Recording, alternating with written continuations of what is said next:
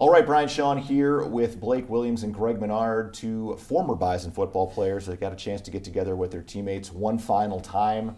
It's ahead of the White House, a marathon day that started at like 1 o'clock in the morning with you guys getting up to head to the airport, where I guess for Greg, you didn't even go to sleep at night, so that was quite the marathon evening for you guys. But take me through the build-up before you guys got on the plane and heading out to D.C. It must have been pretty wild for you guys. Yeah, I mean, it was really exciting. The whole time it was just kind of like, okay, you think you're going to be meeting the president, it's going to be really cool, but you don't really exactly know what to expect. I mean, we've never done anything like this before. I mean, obviously we'll never do anything like it again.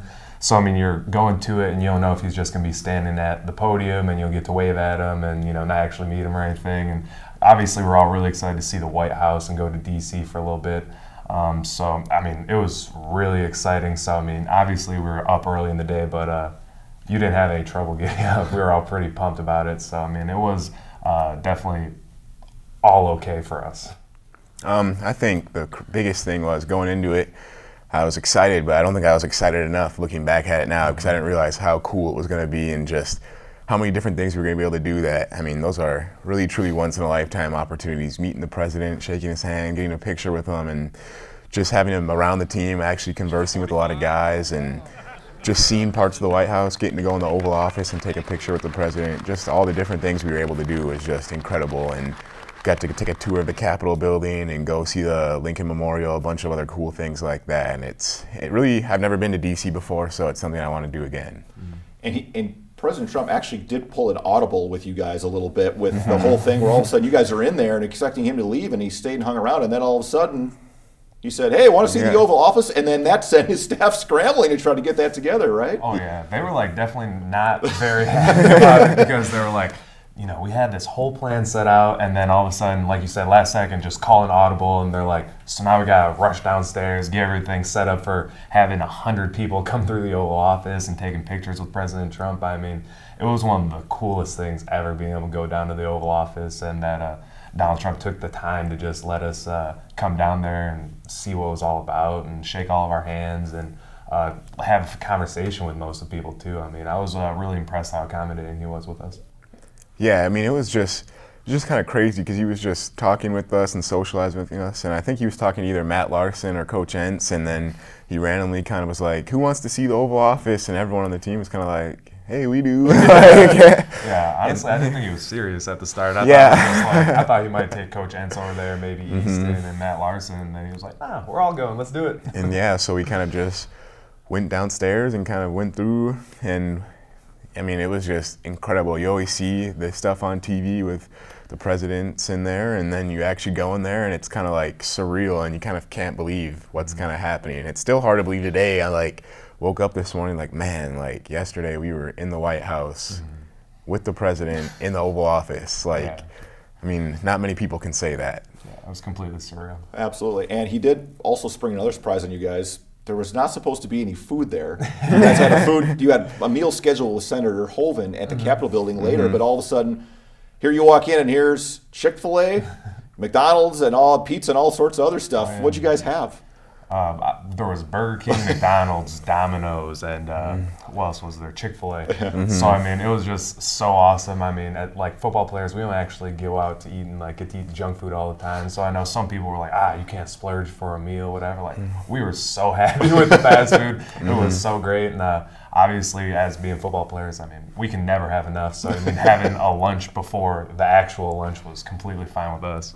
Yeah, it was kind of crazy because when Clemson went there, everyone saw the fast food and stuff, and everyone kind of had a little chuckle about it. And then you get there, and I was so hungry because we had not eaten one thing that day, and I was like, this food looks so good right now. And so we had that lunch, and yeah, Senator Hoeven had a lunch for us too, and we ate that later too because I think everyone was still kind of hungry. And yeah, Senator Hoeven and Senator Kramer were both super accommodating to us too, and kind of were with us the whole day and kind of showing us around. So it was really, really appreciated from those two and Mr. President, obviously. Yeah.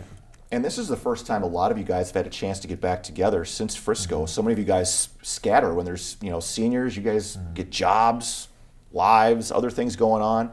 What was it like to get the guys back together to go on one more charter flight? Because you've taken a lot of those over the years, but this was obviously maybe the most special. Oh yeah, I mean it was super cool just because a lot of guys they go off to somewhere and train. Like I think Easton's in California, Robbie's in Tennessee.